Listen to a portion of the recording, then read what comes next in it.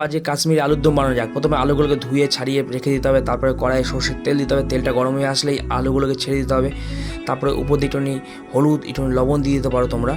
ভালো করে ভাজা হয়ে গেলে নামিয়ে নিতে হবে। তারপরেই চলে এলো হচ্ছে আসল প্রসেস। বাটিতে একটু আদা বাটা নিতে হবে, তার মধ্যে একটু জিরে গুঁড়ো, একটু হলুদ গুঁড়ো, একটু লঙ্কা গুঁড়ো, পরিমাণ মতন লবণ দিয়ে রেখে দিতে হবে। তারপরে তেলের মধ্যে একটু জিরে ফোড়ন দিতে হবে। তারপর ওই যে বাটিতে মশলাগুলো ছিল সেগুলো ছেড়ে দিতে হবে। তারপর বাটিতে একটু জল দিয়ে ধুয়ে দিয়ে দিতে হবে। তারপর ভালো করে নেড়ে চেড়ে উপর দিয়ে একটুখানি কাসুরি মেথি দিয়ে দিতে হবে। তারপরে একটা মিক্সিতে একটু কাজু বেটে রেখে দিতে হবে, সেই কাজুর পেস্টটা দিয়ে দিতে হবে। তারপরে একটুখানি দই ফাটিয়ে রেখে দিতে হবে, সেই দইটাও দিয়ে দিতে হবে। তারপরে ভালো করে নাড়াচাড়া করতে হবে। দেখো এইভাবে নাড়তে হবে।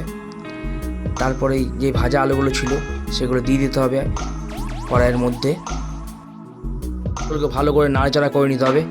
নাড়াচাড়া হয়ে গেলেও দেখা যায় উপর দিয়ে তেল ভেসে এসছে, তখন কড়াই পরিমাণ মতন জল ঢেলে দিতে হবে। তারপরে উপর দিয়ে একটু চিনি দিয়ে দিতে হবে, আর একটু গরম মশলা দিয়ে ভালো করে নাড়াচাড়া করে নামিয়ে নিতে হবে। রেসিপিটা যদি ভালো লেগে থাকে অবশ্যই সাবস্ক্রাইব করে দিও। বা